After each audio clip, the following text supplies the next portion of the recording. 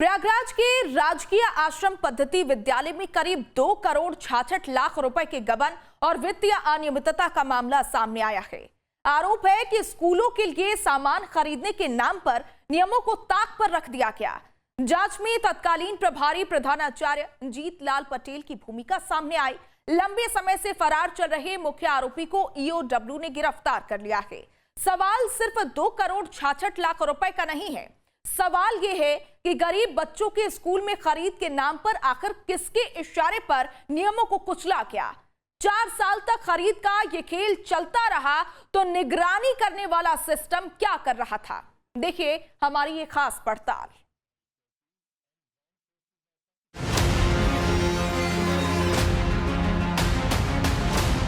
समाज के वंचित और आर्थिक रूप से कमजोर वर्ग के प्रतिभाशाली बच्चों को उच्च गुणवत्ता की मुफ्त आवासीय शिक्षा प्रदान करने के लिए सरकार राजकीय आश्रम पद्धति विद्यालयों का संचालन करती है, जहां समाज के कमजोर, गरीब और वंचित वर्गों, खासकर अनुसूचित जाति, अनुसूचित जनजाति और आर्थिक रूप से पिछड़े बच्चों को एक ही छत के नीचे निःशुल्क आवासीय शिक्षा उपलब्ध कराई जाती है, ताकि पैसों के अभाव में बच्चे पढ़ाई और अवसर से वंचित न रहें।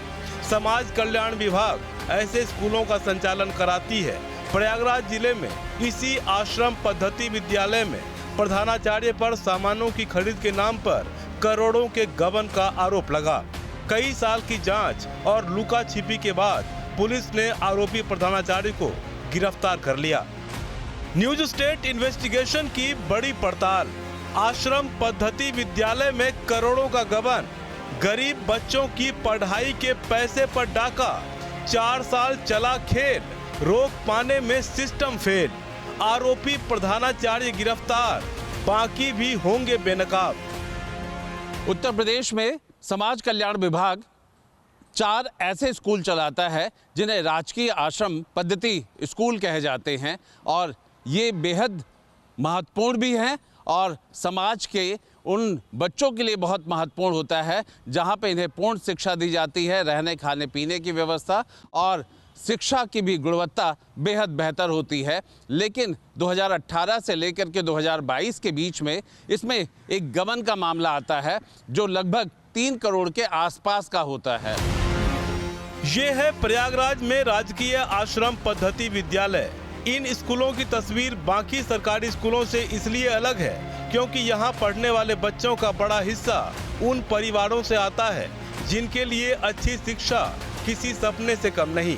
सरकार इन बच्चों की पढ़ाई, रहने, खाने और दूसरी जरूरतों के लिए बजट देती है, लेकिन इसी व्यवस्था में करोड़ों रुपए की वित्तीय अनियमितता का मामला सामने आया। 4 सालों तक खेल चला, लेकिन सिस्टम अनजान बना रहा। लंबे समय तक जांच चली और अब मुख्य आरोपी गिरफ्तार किया गया है। पूरी खबर दिखाएंगे, पहले जान लेते हैं मामला क्या है। प्रयागराज के आश्रम पद्धति विद्यालय में गबन। विद्यालय में करीब 2 करोड़ 66 लाख की वित्तीय अनियमितता। 2018-19 से लेकर 2021-22 तक खरीद में गड़बड़ी, बिना टेंडर और कोटेशन के सीधे खरीद का आरोप। तत्कालीन प्रभारी प्रधानाचार्य जीतलाल पटेल मुख्य आरोपी। फरार चल रहे प्रधानाचार्य को ईओडब्ल्यू ने किया गिरफ्तार। शंकरगढ़ से गिरफ्तारी के बाद आगे की जांच जारी।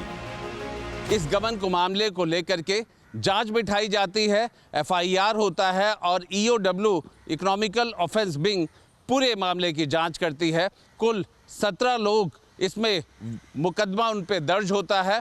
5 सरकारी लोग होते हैं जो कि प्रधानाचार्य से लेकर के इस आश्रम पद्धति स्कूल के कहीं ना कहीं सरकारी विभागों से और पदों से जुड़े होते हैं, और 12 बाहरी लोग होते हैं।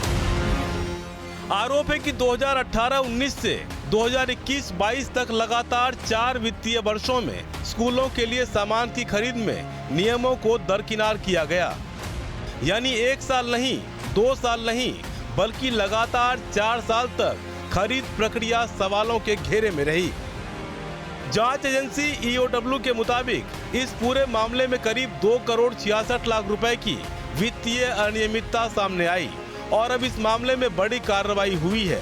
तत्कालीन प्रभारी प्रधानाचार्य जीतलाल पटेल, जिन्हें मामले का मुख्य आरोपी बताया जा रहा है, लंबे समय से फरार चल रहे थे। आखिरकार ईओडब्ल्यू की लखनऊ टीम ने उन्हें शंकरगढ़ थाना क्षेत्र से गिरफ्तार कर लिया।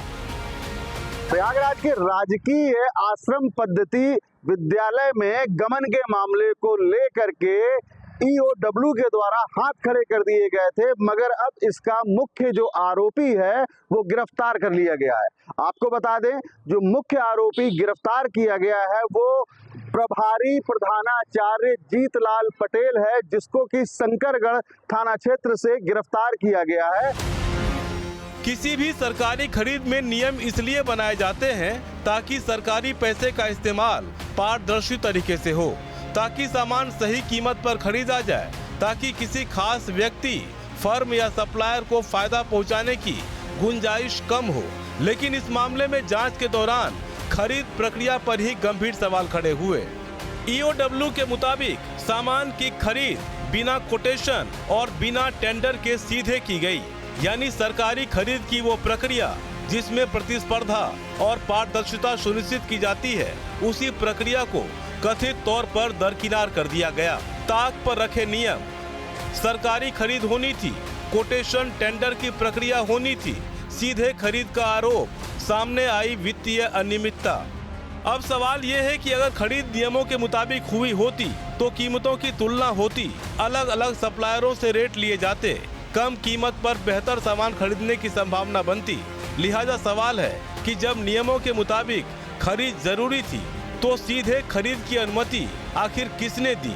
जांच में वित्तीय अनियमितताओं का आरोप है। यानी सवाल सिर्फ इतना नहीं कि सामान खरीदा गया या नहीं, सवाल ये भी है कि किस प्रक्रिया से खरीदा गया, किससे खरीदा गया, किस कीमत पर खरीदा गया, क्या बाजार दर से तुलना हुई, क्या प्रतिस्पर्धी दरें मंगवाई गई और खरीद में नियमों का पालन क्यों नहीं हुआ। 2018 से 2022 के बीच में इन विद्यालय में 2.66 करोड़ का जो गमन किया गया था, उसमें कई तरह के फर्जी बिल लगाए गए थे। यहाँ तक कि जो दुकानें जिनके की लाइसेंस भी नहीं है, उन दुकानों से गलत दस्तावेज लगा करके कई तरह का गमन किया गया था, जिस पर अब कार्रवाई शुरू हो चुकी है। और जो इसका मुख्य आरोपी है जीतलाल पटेल, वो काफी समय से फरार चल रहा था, जिसको प्रयागराज के शंकरगढ़ थाना क्षेत्र से गिरफ्तार कर लिया गया है। ईओडब्ल्यू की जांच में स्कूल के तत्कालीन प्रभारी प्रधानाचार्य जीतलाल पटेल की सीधी भूमिका सामने आई। शिकंजा कसने से पहले ही आरोपी प्रधानाचार्य फरार हो गए। जांच आगे बढ़ती रही, लेकिन आरोपी गिरफ्तारी से बचता रहा। अब ईओडब्ल्यू ने शंकरगढ़ थाना क्षेत्र से उसे गिरफ्तार कर लिया। मुख्य आरोपी नाम जीतलाल पटेल, पद तत्कालीन प्रभारी प्रधानाचार्य, जांच ईओडब्ल्यू लखनऊ टीम, स्थिति गिरफ्तार। ईओडब्ल्यू ने आरोपी प्रधानाचार्य को गिरफ्तार कर लिया है, लेकिन जांच एजेंसी के सामने अभी और भी कई अनसुलझे सवाल हैं, जिसका जवाब आना बाकी है। सवाल ये है कि क्या ये पूरा मामला सिर्फ एक अधिकारी तक सीमित था या खरीद की प्रक्रिया में और भी लोग शामिल थे? क्या सप्लायरों की भी भूमिका थी? क्या अन्य अधिकारी कर्मचारी की भी जिम्मेदारी बनती है? और क्या 4 साल से चल रहे खेल की जानकारी ऊपर तक भी थी? सवाल है कि क्या 4 साल तक सिस्टम सोता रहा? यही इस पूरी कहानी का सबसे बड़ा सवाल है, क्योंकि मामला किसी एक दिन की खरीद का नहीं है। मामला है 4 वित्तीय वर्षों का, 2018-19, 2019-20, 2020-21 और 2021-22। 4 साल तक अगर खरीद प्रक्रिया में नियमों की अनदेखी होती रही तो सवाल सिर्फ खरीद करने वाले अधिकारी पर क्यों? क्या स्कूल स्तर पर ऑडिट नहीं हुआ? क्या विभागीय जांच नहीं हुई? क्या बिल और भुगतान की जांच नहीं हुई? क्या अधिकारियों ने खरीद की फाइलों को नहीं देखा? अगर देखा तो अनियमितता पकड़ में क्यों नहीं आई? और अगर नहीं देखा तो निगरानी तंत्र की जिम्मेदारी कौन तय करेगा? जरा सोचिए, अगर स्कूल के लिए मिलने वाले बजट में गड़बड़ी होती है तो उसका असर आखिर किस पर पड़ता है? बच्चों पर, स्कूल की सुविधाओं पर, पढ़ाई के माहौल पर और उन परिवारों पर जो बच्चों के बेहतर भविष्य की उम्मीद इन सरकारी संस्थानों से लगाए बैठे हैं।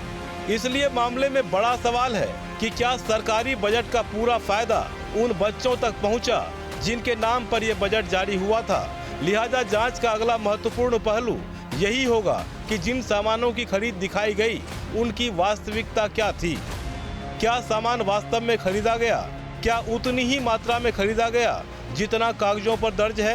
क्या सामान स्कूल तक पहुंचा? क्या उसकी गुणवत्ता और कीमत की जांच हुई? और क्या सरकारी रिकॉर्ड और जमीन पर मौजूद सामान में कोई अंतर है?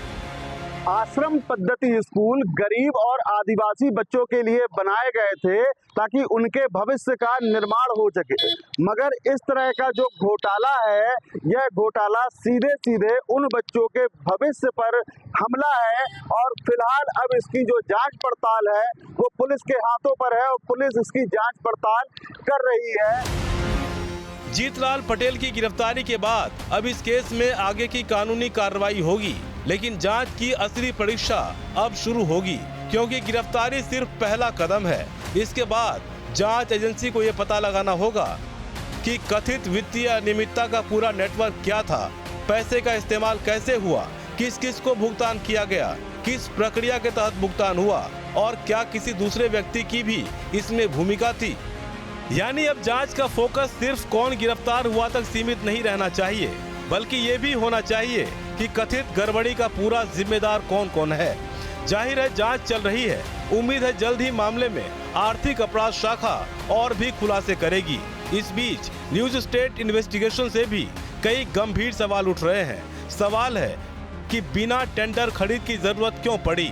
बिना कोटेशन सीधे खरीद किसके आदेश पर हुई? 4 साल तक अनियमितता पकड़ में क्यों नहीं आई? 2 करोड़ 66 लाख की वित्तीय गड़बड़ी का जिम्मेदार कौन है? क्या सिर्फ एक आरोपी तक ही पूरा खेल सीमित है? इस मामले में आरोपी की गिरफ्तारी जरूर हुई है, लेकिन इससे एक बड़ा सवाल खत्म नहीं होता कि क्या जिम्मेदारी सिर्फ उस व्यक्ति की है जिसने खरीद की, या उन लोगों की भी है जिन्होंने खरीद को मंजूरी दी, भुगतान किया या निगरानी नहीं की। इसलिए अब जरूरत सिर्फ गिरफ्तारी की नहीं, पूरे सिस्टम की जवाबदेही भी तय करने की है। किसने नियम तोड़े, किसने आंखें बंद की, किसने भुगतान किया, किसे फायदा मिला और क्या सरकारी पैसे की पूरी रिकवरी होगी? उम्मीद है इन सवालों का जवाब जांच के अगले पड़ाव में सामने आएंगे, क्योंकि प्रयागराज के राजकीय आश्रम पद्धति विद्यालयों से सामने आया मामला कई गंभीर सवाल छोड़ रहा है। सवाल अब सिर्फ गिरफ्तारी का नहीं, बल्कि उस पूरे सिस्टम की जवाबदेही का है जिसने 4 साल तक इस कथित गड़बड़ी को होने दिया। अब देखना होगा कि EOW की जांच इस मामले में सिर्फ आरोपी तक पहुंचती है या फिर खरीद और भुगतान से जुड़े दूसरे जिम्मेदार लोगों पर भी शिकंजा कसेगा। इस पूरे मामले में अब तक 3 करोड़ से आसपास गबन का मामला है। 17 लोगों को इसमें अभियुक्त बनाया गया है और 5 जो है सरकारी हैं। पूरे मामले की जांच अभी चल रही है। हाल ही में जो मुख्य अभियुक्त थे उनकी भी गिरफ्तारी हुई है और उन सब के बाद अब जांच चल रही है। देखना यही होगा कि आखिर गबन कैसे हुआ, क्योंकि 2018 से लेकर के 22 तक जब ये आदेश मिला भी नहीं था कि सामान को खरीदना है, पर यहाँ पर चारों इन आश्रम पद्धति स्कूलों में सामान को खरीदा गया जो कि नियम विरुद्ध था और उस पूरे मामले की अब जांच चल रही है। वीडियो जर्नलिस्ट दीपक राणा के साथ आलोक पांडे, न्यूज़ स्टेट, लखनऊ।